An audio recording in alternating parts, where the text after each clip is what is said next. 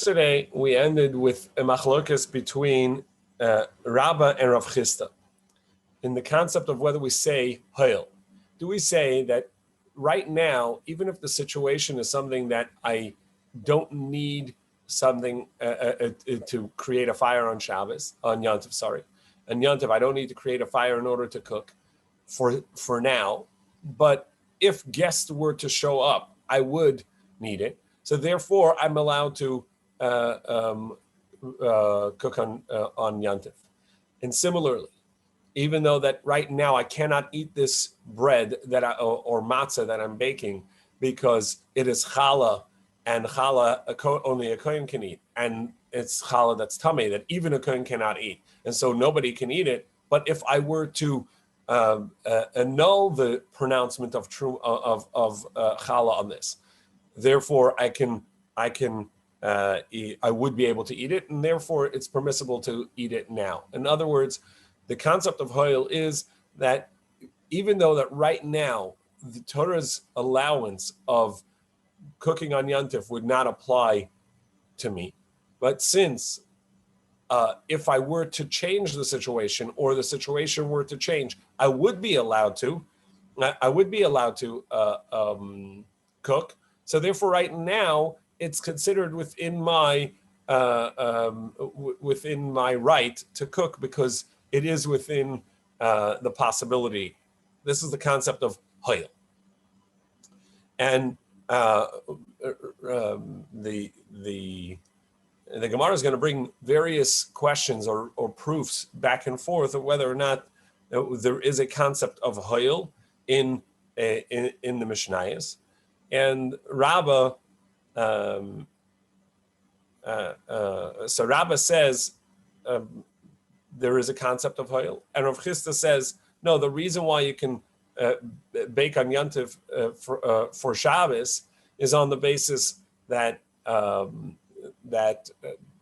the Torah really never forbade baking or cooking from Shabbos to Yontif, because Yontif is from Yontif to Shabbos, because Yontif is a lesser degree Kodesh, and so from Yontif to Shabbos you can cook. It's just that people may confuse, and if they see that you cook on Yontif for a Shabbos, they may cook from Yontif to the next day, whenever it is in the week, even on a weekday, and that's prohibited. And therefore, the Chachamim made us make a Eruv Tavshilin to create a heker, a distinction between the two. So to bring it back to Hoil, do we say a concept of since it could be worthy, so therefore it is? So we ask a question. Behema masukenes. An animal that is ailing. Now, there are two types of ailments of an animal. There's one that's a treifa. There are 8 categories of treifa, 18 treifas, but basically something that is an injury to the animal that would cause the animal to die from that injury, or from something that it is born with, but it's born with a defect that essentially it cannot survive. So that's the concept of treifa. But an animal, it's possible that an animal is sick, but isn't necessarily a treifa, meaning everything is okay, everything is working, but the systems are shutting, meaning there's no injury to anything. There are no holes in the heart and no limbs missing, but it's ailing. So then you're allowed to, then that would still be considered kosher. So you're allowed to eat it. Treifa is not considered kosher. You're not allowed to eat, but this you're allowed to eat. And so this animal is ailing on Yontif, and you're afraid that if you don't shecht it now, you're not going to have anything from it, and it'll die, and then it's going to be nevela. So the first opinion says lo yishchet ela kedei sheyochel leechol memenu kazayis tzlim bodim. You can shecht it if you can eat a kazayis from it on while it's still Yontif. So of course, if it's early on in the Yontif, so then you can eat from there because you could shecht it because you can make your Yontif meal from there. But if you've already eaten your Yontif meal, so you don't really need it. Nevertheless, it says over here that you can shecht it if you could eat a kazayis from there. which seemingly even this is true even if you don't really need to eat. Now, Bishlam, so Rabbi tells Rav Chisda, so according to me that you say Hoyel makes sense, that even though I already ate, I'm stuffed, I don't need to eat. But if the Amri Hoyel, so Hoyel since if I would want to eat, I could eat from it, therefore I'm allowed to shecht it. So you see the concept of Hoyel, it doesn't have to be that it's practical for me. It just has to be that it's something that I can do in theory, and therefore I'm allowed to cook it. As I recollect in the case in Beya is he shechs the animal he finds the animal in the field, he shechs the animal in the field, and he cuts off a piece of meat from the base of shchita and eats it just before shkia. No, you're remembering that he has to actually eat some. Yeah, even raw. But if he eats it raw, he would have to actually be able to eat some. That's the amount of time he would have to do it. Meaning it could be so close to the end of the day, but he doesn't actually practically have to do that. Oh, he has to be able to do it. That's the hoil. That's the hoil.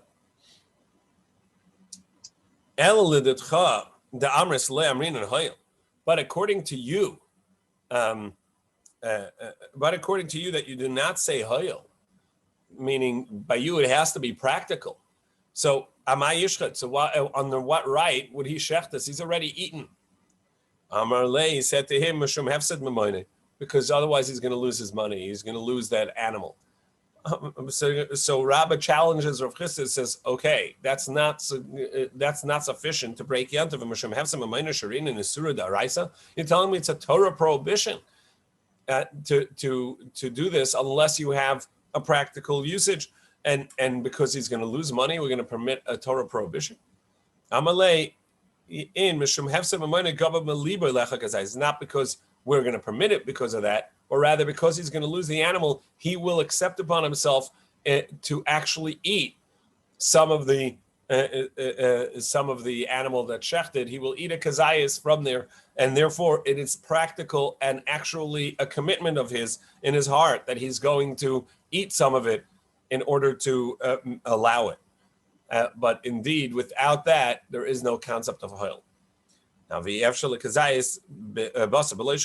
since you cannot have a kazayas, an olive size even, without shechting it, so he needs to shecht it because he's already accepted upon himself to eat a kazayas today. So again, the simple interpretation of this brisa would have been that he doesn't actually have to eat, but he has the ability to, and that's sufficient to allow him to shecht it on yantiv. And Rav Chisda says, no, it has to be practical. Anyway, we ask another contradiction from lechem hapanim, from the showbread.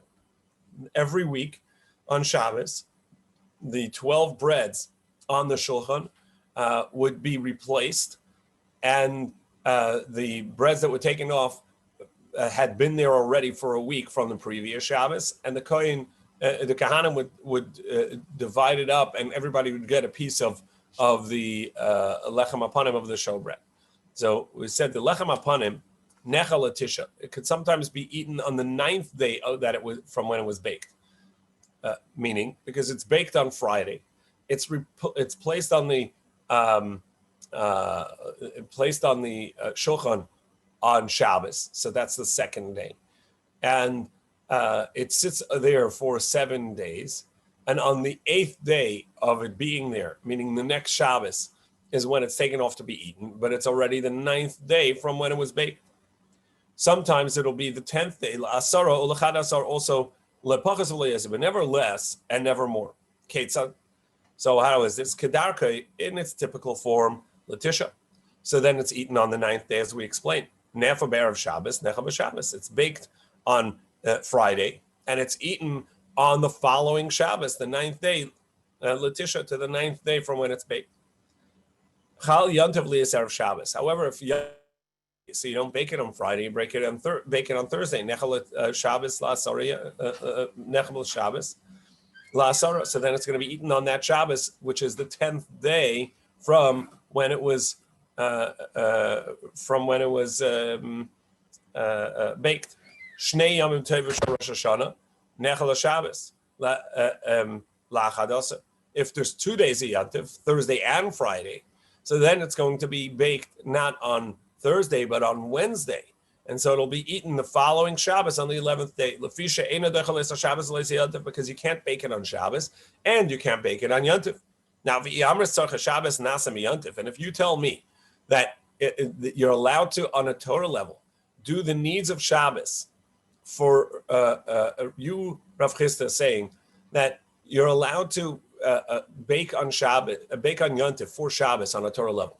It's just that people are going to confuse it and think that you're allowed to bake on Yontif for weekday as well, and therefore they say Chachamim said don't bake on Yontif for Shabbos, which is totally okay on the Torah level, but don't do it because maybe your neighbor is going to see you, or you're going to forget. And next Yontif you're going to say, oh, last Yontif we baked for the next day, which happened to be Shabbos.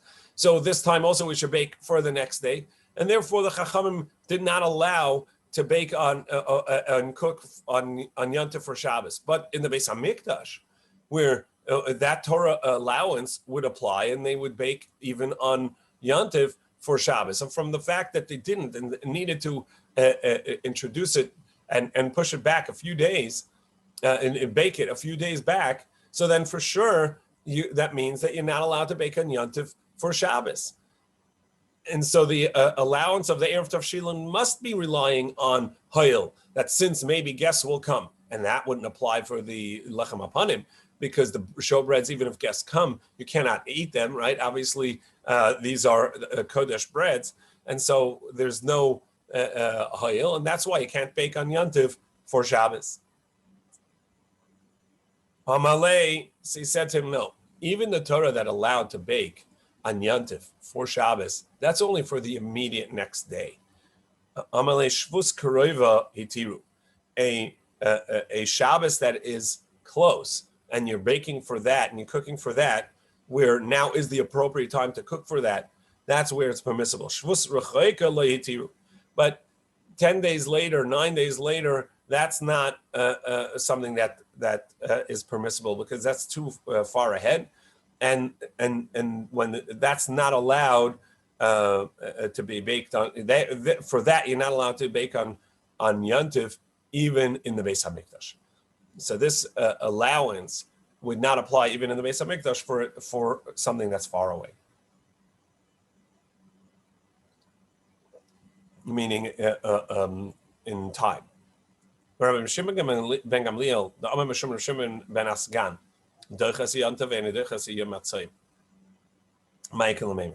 but according to Rabbi Shimon Gamliel, who said in the name of Rabbi Shimon ben Asgan that it does supersede the Yontif, and that you bake it on Yontif, but only on Yom Kippur you don't do it, because on Yom Kippur there's no permission to bake for cooking, for eating, or to cook for eating, because that only applies to Yontif and not to Yom Kippur. So the prohibition is going to apply in the Beis HaMikdash. So this idea that even on Yontif, he would hold that even on Yontif, you are allowed to bake. So what are you going to say for him? So he said, Baha in this. This is the Bahapli. This is the basic machlekes. Marasava shvus kreve tiru shvus choykera tiru. Marasava shvus rochayka nami tiru. That is indeed the basis of the machlekes, and that Rabbi Shimon Gamliel is saying that even a shvus, the prohibition of baking on Yontif, because you may be mistaken. So that's going to be allowed on Yontif, not only for the immediate Shabbos that follows, but even for Shabbos that follows 8 days later, 9 days later. That's also going to be a shvus that's allowed, and you're allowed to bake from Yontif to the immediate Shabbos, and as well you're allowed to bake from Yontif to the following Shabbos, a week and a day, a week and 2 days later. And that's why he holds that you are allowed to bake it on Yantiv for Shabbos. On Yom Kippur, where there is no heter of baking or cooking, that's where there would be extra days of for their lechem apanim, and you're not allowed to bake it. Masiv Rav Mari shtei alechem eine nochalas loy pachas mishnayim v'lo yesal shlisha. Similarly, we can ask a question from the two breads that come as the carbon of Shavuos. After counting 49 days from the carbon omer, from the barley that's brought on the second day of Pesach, you count the 49 days, and on the 50th day you bring two wheat breads, and those come as chametz. And those are breads that are baked again as a carbon, and these would be baked no more than 2 days, and no more than 3 days, and no less than 2 days. Meaning it would be its second day when it's a carbon, or its third day when it's a carbon. Ketza. Nefas erev yantiv. Normally it would be baked on the erev yantiv, the day before yantiv. Nechalas liyantiv, and it would be eaten on yantiv itself. So it's the second day of this bread. L'shnai, chal yantiv liyasacha Shabbos. But if if yantiv is on Sunday, Shavuos is on Sunday, so therefore you can't bake it on Shabbos for Sunday. So you're going to bake it on Friday for Sunday. Now chalas liyantiv, so it's going to be eaten on yantiv l'shleisha to the third day. Because the baking of these breads, these wheat breads that come for the carbon of Shavuos, don't supersede baking on Shabbos or on Yantiv. Now, now, if it's true that I can bake on Yantiv for the next day for Yantiv, for Shabbos, for sure I can bake on Yantiv itself for that very day. Now, it's true, the Gemara understood that you can't, when you bake these breads, you cannot actually eat them right away because you have to wait till the carbon is complete before they can be eaten. So that's sort of, you're baking for something that you cannot eat now. But if I can, if you're of Chisda, you're right, that I can bake on Yantiv for Shabbos, for sure I can bake on Yantiv for later on in the day, even though that right now I cannot eat it. If I can, the needs of Shabbos can be made on Yantiv. The Yantiv miboya, a need of Yantiv later on in the day would not be allowed to be made on Yantiv. For sure it would. So he says, so that's a different thing. When the Torah permits the baking and cooking on Shabbos, on Yantiv, when the Torah permits the concept of that which you need to eat on Yantiv, that you're allowed to bake. The Torah says, asher ye'achei l'chol nefesh, but that which is to be eaten by any person, hu levadel ye'aseh, that alone may be made, lachem, for you. So it's only what you're cooking and baking for yourself, v'lo l'gavaya. But you cannot bake on Yantiv that which is going to be eaten as a part of a korban, that which is legavaya, that goes to the Beis Hamikdash, to up high. And these two breads, also you're baking them on Yantiv as a part of a korban for gavaya, and that's not allowed. So there's a specific exclusion in the baking on Yantiv. So you're right. Of course, the needs of Yantiv can be made for Yantiv. And Rav Chisda says even the needs of Shabbos the next day can be baked on Yantiv. But only if it's for you, not if it's for a carbon.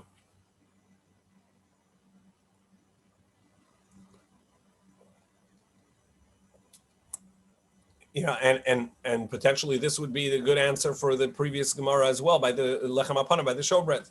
Obviously, there's a lot of tesis on this and a lot of discussion on that. So, in any case, that's the first drasha. What about what we said earlier, that it's dochas yantiv, that you may actually bake the showbread, the lechem apanim, on yantiv? So that means that this exemption of cooking this exception of cooking for yourself and not for Gavoya does not apply. Ma'ikal Amema, what does he say? Savala Kabashol. He is of the opinion of Abba Shol, the Amar Lachem, that you're allowed to cook for yourself, but you're not allowed to cook for non-Jews on Yantif. So any cooking on Yantif would have to be for the needs of Yantif and therefore needs of a Jew. Shalach le Rav Chisda l'Rabba. Now Rav Chisda responded by challenging Rabbah, who had said that you do say a concept of Hoyel. And he sent this response Biyad Rav Acha bar Rav Huna, in the hands of Rav Acha bar Rav Huna. In other words, he sent Rav Acha bar Rav Huna to ask him this question. Mi amrin in Hoyel. Is it really true that we say such a concept of Hoyel, meaning that if something in theory would be available to you on Yantif, that's enough to allow you to cook and bake on Yantif, and therefore the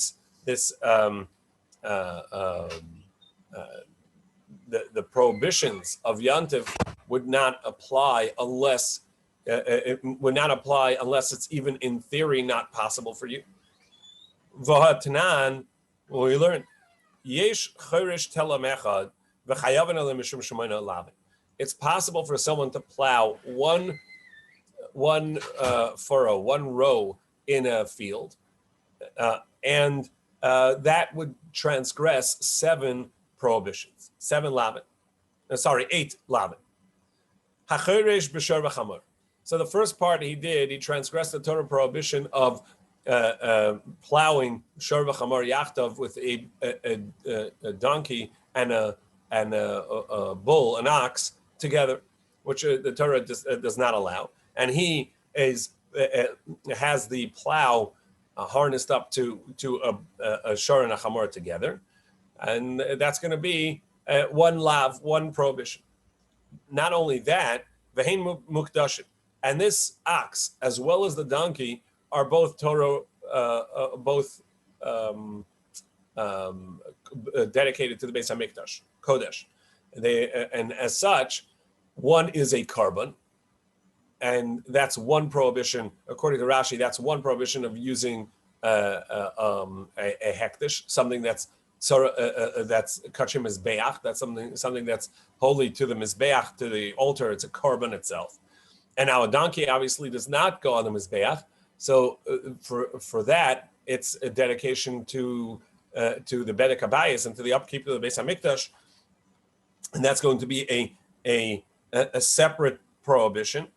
So we now have 3 lavin, one on account of plowing with a oxen and a donkey, and the second because the ox is a carbon, and the third because the chamor, the donkey, is money that belongs to the Beis Hamikdash. V'kilayim mekerem, and in doing and he had put down seeds of wheat in a vineyard, and as he plows, the plow is covering those seeds. So essentially, he's planting as he's pulling the plow. We turn now to Mem Zayin at base 47b. Ushavias. And this year that he's doing this is Shemitah year, and you're not allowed to plow and you're not allowed to plant. So he's transgressing a 5th prohibition of besides for mixing the ox and donkey and donkey, and the ox being kodesh and the donkey being kodesh, and he's covering seeds. He's planting. It also is in a vineyard, so that's kalayim, the mixing of seeds, and he's doing so on a Shemitah year that you're not allowed to be planting or plowing. And the day, so it's a Shemitah year, and the day is Yantif.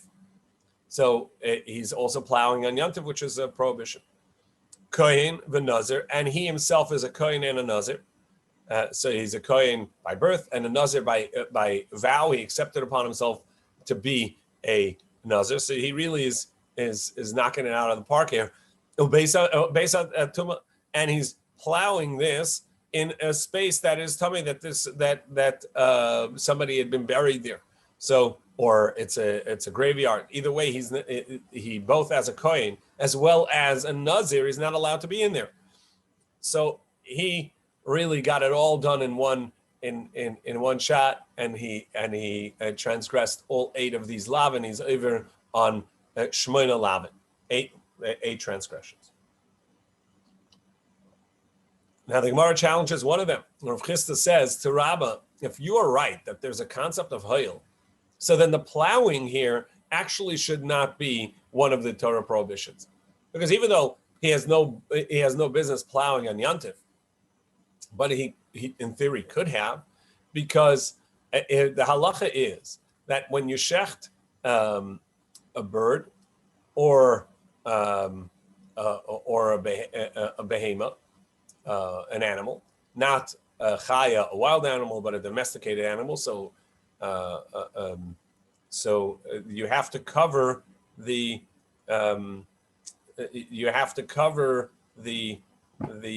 blood from the shechita. You have to cover it with dirt. So over here, even though he has no need for it right now because he didn't actually shecht an animal, but if he had, it's true, he may have shechted a lamb, which doesn't need the blood covered, a domesticated animal. But if he shechted a bird, or he shechted a non-domesticated animal, like he shechted deer, venison, so then he would have to cover the blood. And since he would have to cover the blood for having shechted this non-domesticated animal or the bird, so he would need the dirt. So even though he doesn't practically need it now because he didn't do that, but hayil, if he had, so then he would need the dirt. So that means that plowing up this dirt is actually permissible on Yantif. Hayil v'chazi v'yamrin and hayil, and if you say hayil, this is the second line of Mem Zayin Amud Beis. Achareisha lo l'chayev. So then there should be no Torah prohibition on the plowing of the ground, because the dirt itself is needed, and there's no prohibition on Yantif if in theory it would be needed. And where in theory would it be needed? Because if he was shechted a bird, he would have to cover the blood. So too over here, even though that he doesn't need it, but if he would have it, he would need it, and therefore it's permissible to be done. That's what you say, Rabbah, that anything that could, in theory, be practical for me on Yantiv. So even though it's not true right now, there is no Torah prohibition on that action. Amar Papa Bar Shmuel ba'avana mikruzelis. Well, maybe it's talking about that it's rocky kind of ground that's not really applicable to covering the blood of a shechita. So he says, why not? That too is possible. You can crush them. He says, am I allowed to crush them on Yantim? So he says, yeah, I can do it in a permissible way, in a backwards way, to use the handle of the shovel instead of the shovel. And there are ways to do it. So it says, but we're talking about it's rocks that are not going to crumble that way, and so it's not really applicable to covering the blood, to kisidam. So he says, okay, that doesn't fit your scenario. Then the halacha was in a case where it's going to cover, as he's plowing, he's covering seeds that are in a vineyard, and therefore he's transgressing kilayim. He's actually causing the covering of those seeds of kilayim let's say wheat in a vineyard. Tzunma barzaria. But if he's plowing in rocks, that's not going to plant anything. So he says no. Actually, the seeds are on proper topsoil, good soil, and then he's tossing some rock over it. But good soil beneath it. So then he says, so then then he has a permission to plow here, not for the rock, but in order to get the afatichwach, in order to get the good soil to cover the shchita, if he had shechted. And so if you say hayil, then you can still allow this. Elamar Baravashi said, no, we're not talking, you're right. You're not talking about rocks and rocks that don't crush, and it's an upper layer of rock and beneath it is soil. Or rather, Amaravashi Bettina. It's too muddy. It's too, you can't really spread it over as dust and dirt over shchita blood, but you can, but it's you can use it for plowing. Tina Bazriu, but is that good enough soil to count as planting? Because it wouldn't grow that way. B'matunta. No, it's a type of soil that it's not total mud. It's thick enough that you can plant there, but thin enough or wet enough that you couldn't actually spread it over the dam. And so that's the particular case. But indeed, Rabbah is saying that plowing on Yontif is not going to be a Torah prohibition, because in theory, the dirt that you're pulling up could be used for covering of a shchita, if you would have shechted something that needs its blood covered. Esavei Abaye. So Abaye now is going to challenge Rabbah, his teacher Rabbah, who holds that you say a hayil because of this brisa. Hamavashal begid anashe. Hamavashal gid anashe b'chalav. Somebody who cooks the gid hanashe, which is the forbidden sinew over the basically the ligaments or the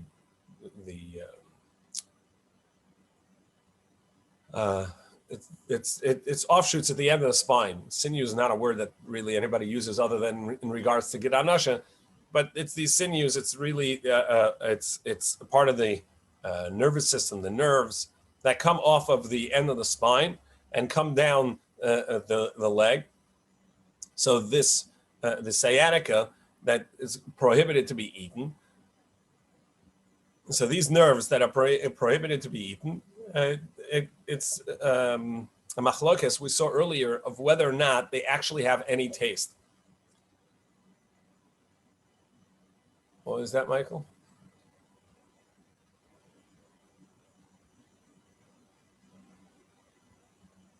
Michael, you said something about genius?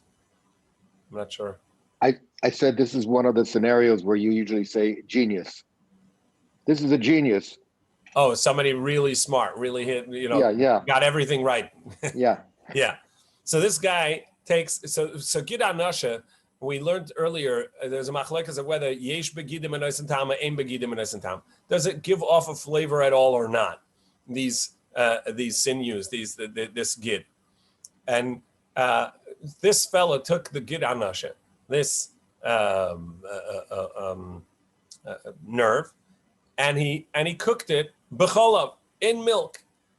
Obviously, meat you're not allowed to cook in milk, and this follows. Rashi says this follows the opinion of yesh begidim enoisen tam, that it gives off a flavor. So now the milk, he's cooking the milk and meat together, even though that it's not very flavorful, but it's giving off a flavor. And so he cooks them together, which is a Torah prohibition. It says, not allowed to cook the milk and meat. Ube and it's on Yontif. So since he's not allowed to eat it, so this is not something that actually is permissible to be cooked on Yontif, because you can only cook on Yontif whether you can eat it right now, or if you say hayil, in theory you can eat it.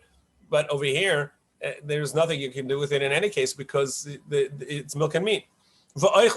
And then he follows through and eats it. So now he's going to have loika chamish, 5 transgressions. Loika meshum avasha gid b'yantif. 1 for cooking the sinew itself on yantif. V'loika meshum eichel gid, and he's going to transgress also eating the gid, which is a separate prohibition, as the Torah says after the story with Yaakov and wrestling with the Malach of Esav, and he dislocated his hip and he was limping, and so therefore Bnei Yisrael don't eat the gid anasha. There's a Torah prohibition of eating the gid. So he cooked on Yantiv. He eats it, so he's eating the gid. That's a second prohibition. And also for the cooking of milk and meat. And also for the eating of milk and meat. And for just starting the fire for the cooking, because this is not a permissible cooking, so he transgresses havara as well.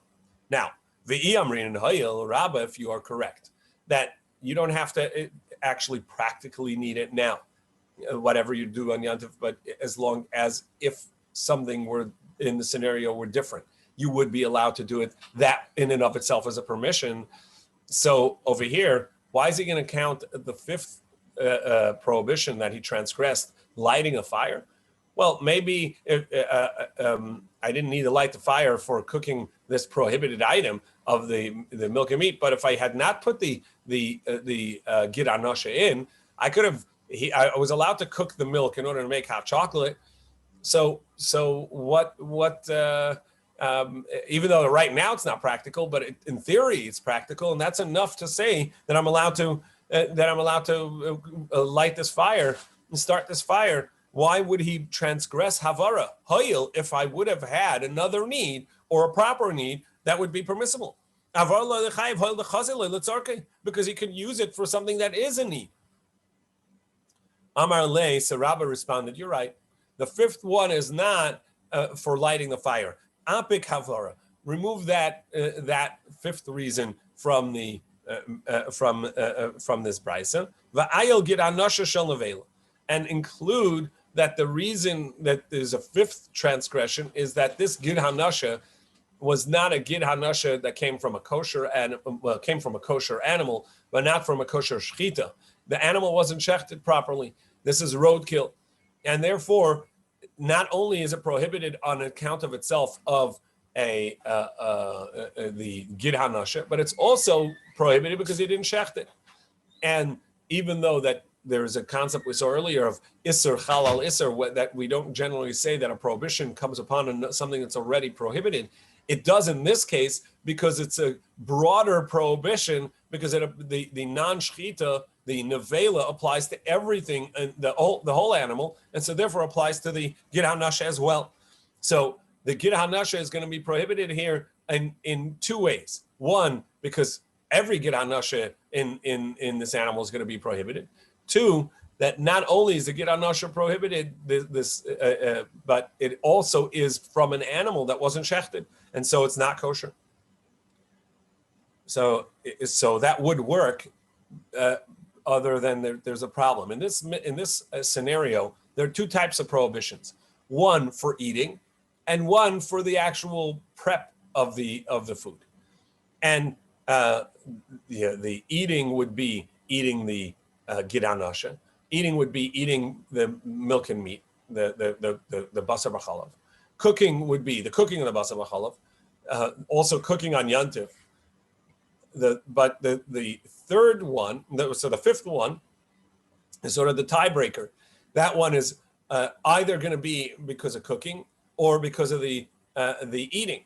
Now, if it's a problem of nevela, that this animal wasn't shechted, that would not be a problem of cooking. You're allowed to cook nevela. The problem would have to be that he's eating something that was not shechted.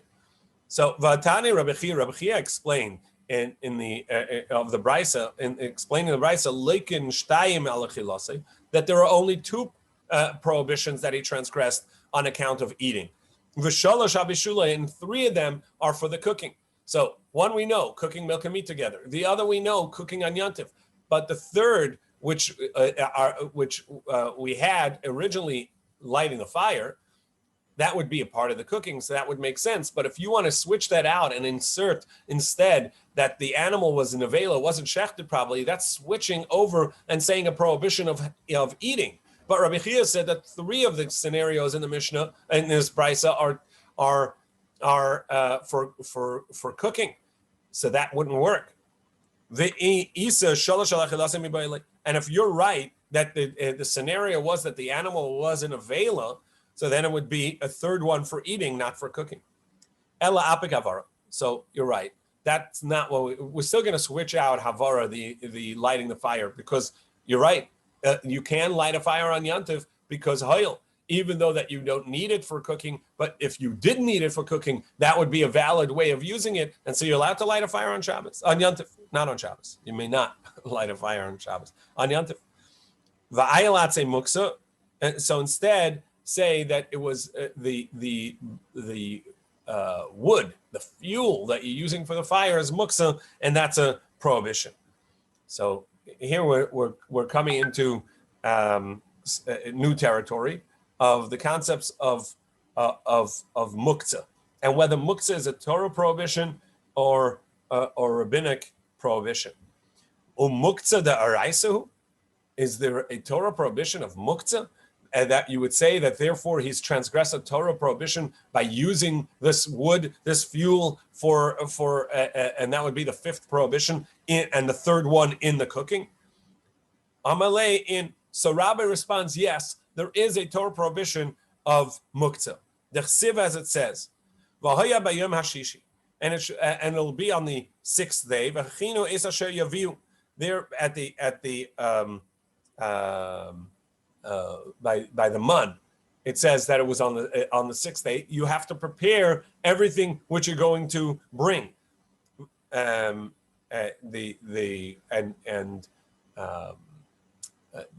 Torah there is saying that you have to prepare everything before Shabbos.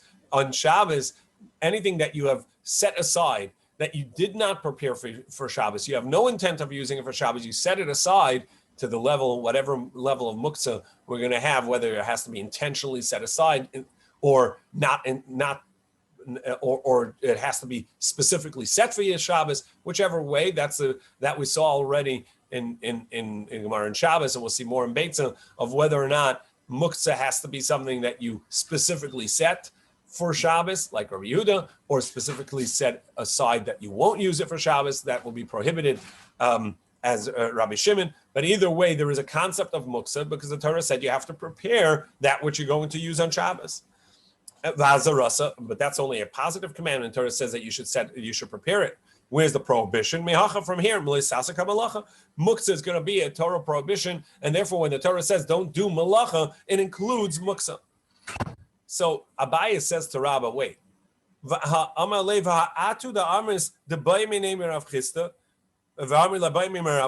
you are the one that said that this question was asked, that you had asked of Rav Chisda, or some say of Rav Huna, and tomorrow we'll see the question that was asked, and in that question we're going to see that that you yourself do not hold that muktzah is a Torah prohibition. So how can you say that the fifth prohibition here is the wood, which is muktzah? You yourself don't say that's a Torah prohibition, and we'll see that tomorrow.